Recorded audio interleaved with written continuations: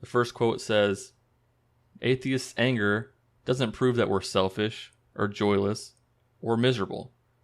It shows that we have compassion and a sense of justice. We're angry because we see terrible harm all around us, and we feel desperately motivated to stop it."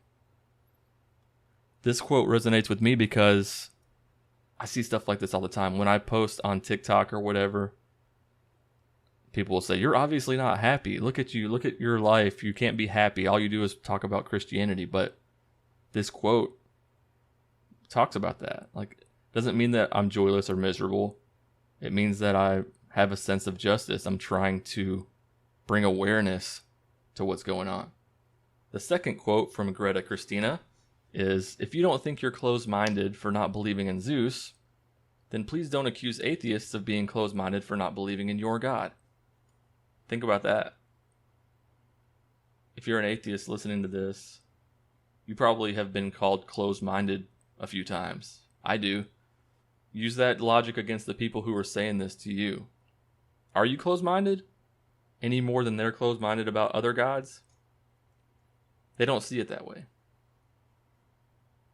The next two quotes are going to be from Madeleine Murray O'Hair, who actually founded American Atheists. The first quote is, "An atheist believes that a hospital should be built instead of a church. An atheist believes that deed must be done instead of prayer said. An atheist strives for involvement in life and not escape into death.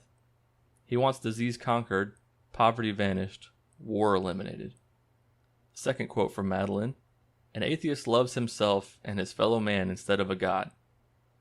An atheist knows that heaven is something for which we should work now, here on earth, for all men together to enjoy." So both of her quotes kind of hit on humanism and just enjoying the life that we have here. Trying to bring peace, trying to actually do things instead of just pray for things to happen, instead of wait on the afterlife. The next quote comes from, I hope I'm saying her name right, Ayaan Hirsi Ali. She was the author of Infidel. She's an ex-Muslim. Her quote says, "The only position that leaves me with no cognitive dissonance is atheism. It's not a creed. Death is certain, replacing both the siren song of paradise and the dread of hell. Life on this earth, with all its mystery and beauty and pain, is then to be lived far more intensely. We stumble and get up. We are sad, confident, insecure, feel loneliness and joy and love. There is nothing more, but I want nothing more."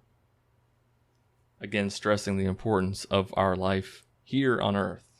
That wraps up the best quotes that I could find from women. I'm sure there are some more. So if you have any more atheist quotes or quotes about humanism, religion that are attributed to women, then send those to me. I want to see them. I'm sure there are some good ones out there. Now we get to one of everybody's favorite quotes, which is referred to as Hitchens' razor. "That which can be asserted without evidence can be dismissed without evidence." Christopher Hitchens, one of the four horsemen of atheism. It's such a beautifully concise quote because it's so true. If you can assert something without having to have evidence, then I can dismiss that same thing because I don't have any evidence. You can't expect me to believe in your thing just because you have faith in it. I got a couple more Hitchens quotes here.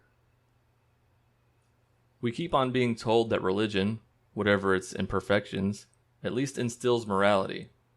On every side, there is conclusive evidence that the contrary is the case, and that faith causes people to be more mean, more selfish, and perhaps above all, more stupid."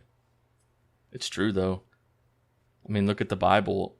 If that's the Christian's source for morality, then it is extremely flawed.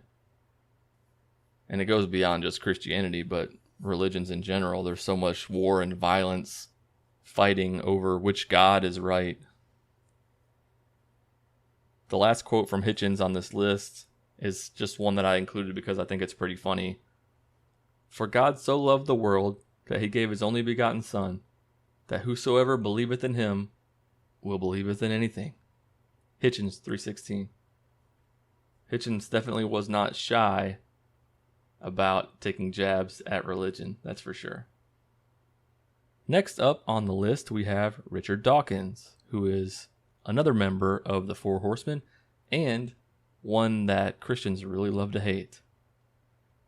First quote that I have from him is from The God Delusion, a book that I still haven't finished, but is very good from what I've read so far. The quote is, "We are all atheists about most of the gods that humanity has ever believed in. Some of us just go one god further." It's a very simple way to say, hey, whatever religion you are, you dismiss all of the other gods very easily. We do the same thing, but we just do it to your religion also. Second quote from Dawkins on the list, "I am against religion because it teaches us to be satisfied with not understanding the world." I love that quote. It kind of calls out the God of the gaps fallacy, where just because we don't understand something, that God needs to be plugged into it. If everyone just believed in God and didn't want to search further for the answers, then we wouldn't have made as much progress in science. The last Dawkins quote I have is, "Do not indoctrinate your children. Teach them how to think for themselves, how to evaluate evidence, and how to disagree with you." I like that quote because it talks about indoctrination, which is something that I talk about a lot, because that's the main reason that I started to doubt, was I realized how I had been indoctrinated. And I think that indoctrination is very dangerous and very long lasting. So if we teach our kids how to think instead of what to think, it makes a huge difference, and it encourages thinking and being rational and questioning, which are good things. On to the third horseman, Sam Harris. The President of the United States has claimed, on more than one occasion, to be in dialogue with God. If he said that he was talking to God through his hairdryer, this would precipitate a national emergency. I fail to see how the addition of a hairdryer makes the claim more ridiculous or offensive. So yeah, the president just has a direct lifeline to God, and that's perfectly acceptable. I remember when George W. Bush was in office and he was talking about having conversations with God. Of course, back then I thought it was a good thing, but now I'm like, man, people can really just be influenced by what they think is God, which could be just a voice in their head, or it could just be their own conscience. Sam Harris also says, "We have a choice. We have two options as human beings. We have a choice between conversation and war. That's it. Conversation and violence. And faith is a conversation stopper." I like that quote because it shows how people of faith have a tendency to not budge on issues. Like, if we try to make progress through conversation, then it only gets to a certain point because you hit that wall of, well, my faith is this and this, or my beliefs don't allow me to think about things that way. Final quote from Sam Harris. "Tell a devout Christian that his wife is cheating on him, or that frozen yogurt can make a man invisible, and he is likely to require as much evidence as anyone else, and to be persuaded only to the extent that you give it. Tell him that the book he keeps by his bed was written by an invisible deity who will punish him with fire for eternity if he fails to accept its every incredible claim about the universe, and he seems to require no evidence whatsoever." It's true. People don't weigh things the same. They don't require the same standard of evidence for the things that they were told to believe. They just believe them because. Now we get to one of my favorite quotes of all time. It's from the movie Religulous. If you've never seen it, please watch it. It's awesome. It was one of the first things that really got me feeling like it was okay to not believe in God. When I left the church, I struggled. I was trying to think, what do I really believe? Is this okay? It felt really weird to even think there might not be a God. And then I'm thinking, is God listening to me thinking about this? But when I watched the movie Religious, that really helped me. It helped me to learn that it's okay to not believe and that there are other people like me. Here's the quote from Bill Maher. The only appropriate attitude for a man to have about the big questions is not the arrogant certitude that is the hallmark of religion, but doubt. Doubt is humble, and that's what man needs to be, considering that human history is just a litany of getting shit dead wrong. This is why rational people, anti-religionists, must end their timidity and come out of the closet and assert themselves. And those who consider themselves only moderately religious really need to look in the mirror and realize that the solace and comfort that religion brings you actually comes at a terrible price. I just love that. Doubt is humble, and that's what man needs to be, considering that human history is just a litany of getting shit dead wrong. Doubt is what we need. Certainty is not what we need. Certainty and arrogance in religion is what makes them so dangerous. It's the whole, I know the truth. Like, there is no question. I know this. This is absolutely true. People will die for that shit. People will kill for that shit. And that's what makes it so dangerous to me. Here's a funnier one from Bill Maher. Atheism is a religion, like abstinence is a sex position. I've actually never heard that one. It's pretty good. I've heard the whole atheism is a religion, like not collecting stamps is a hobby, or like bald is a hair color, but I haven't heard this one about atheism is a religion, like abstinence is a sex position. That's pretty good. How about some Neil deGrasse Tyson? Smart fucking dude. Cool fucking dude. I love Neil deGrasse Tyson. I'm going to read this quote in my really bad Neil deGrasse Tyson voice. Does it mean if you don't understand something and the community of physicists don't understand it, that means God did it?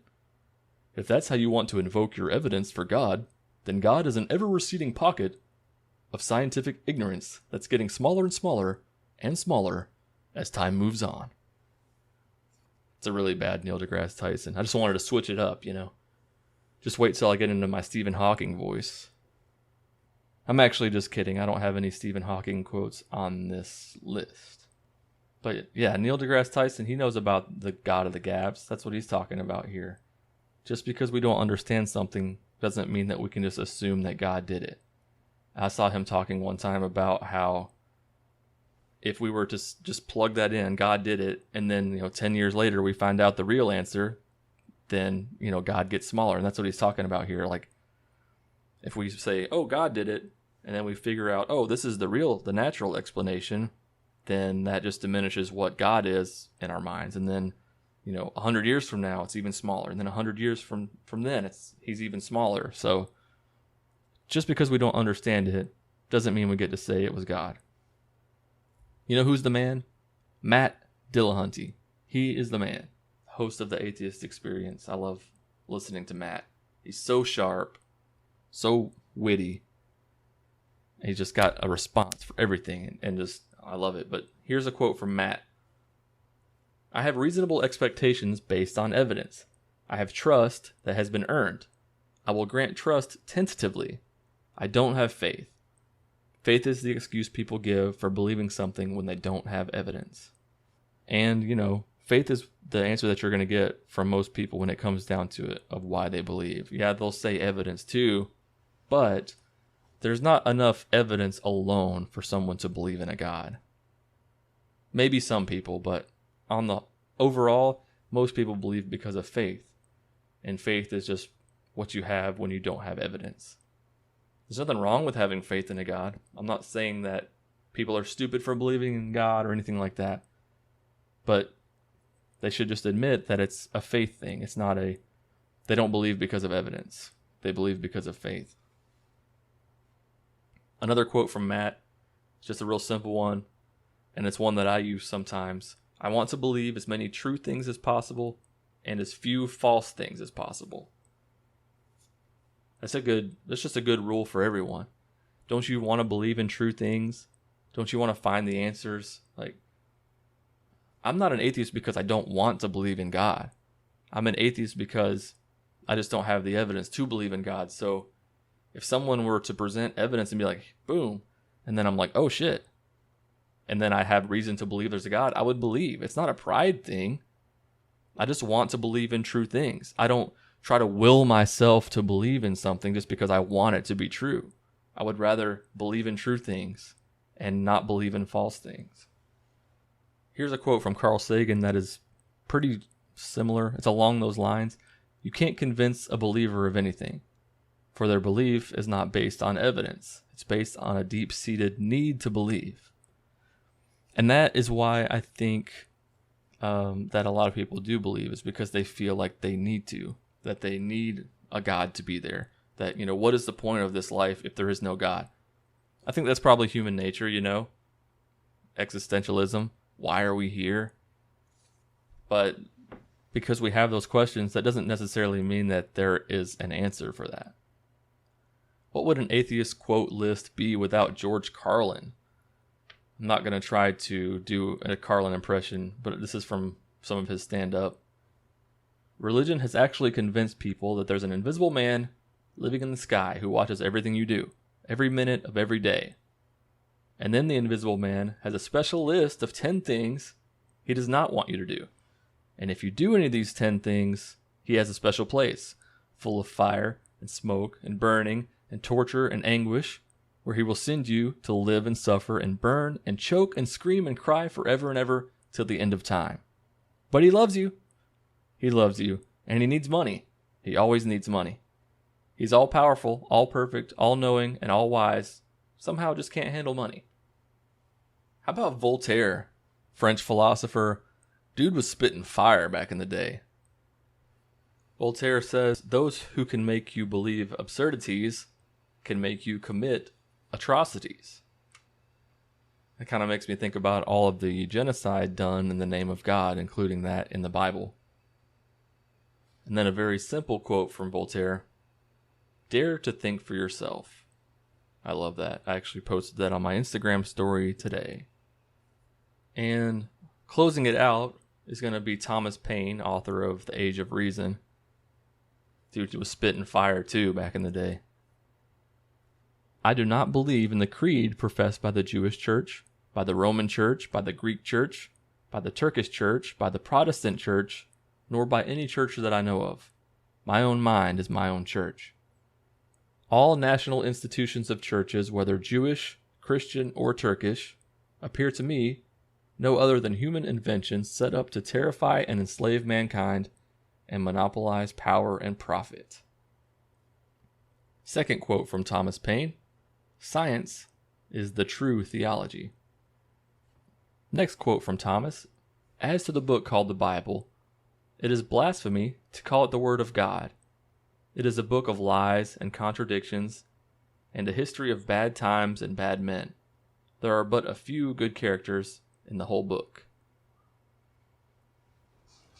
He's not wrong. And the final quote on my list, also from Thomas Paine: my country is the world, and my religion is to do good. I just think that's an awesome quote. It really hits home in these current times that we're in right now, because there's so much nationalism and religion and just people pushing their own agendas. And I just love that he says, my country is the world and my religion is to do good. Just do good to people. Just be nice to people. Treat them well. And realize that the earth is all of ours. Sure, there are countries, and sure that each country has their own law, but when you think about it, do we really own the planet? I guess I'm getting into some really deep thinking and anti-fascism, but I just think that we have a responsibility just to be good to each other. We all share this planet. Oh, I actually forgot one. I scrolled down past it. can't leave out the fourth member of the Four Horsemen, Daniel Dennett. It says, you don't get to advertise all the good that your religion does without first, scrupulously, subtracting all the harm it does and considering seriously the question of whether some other religion, or no religion at all, does better.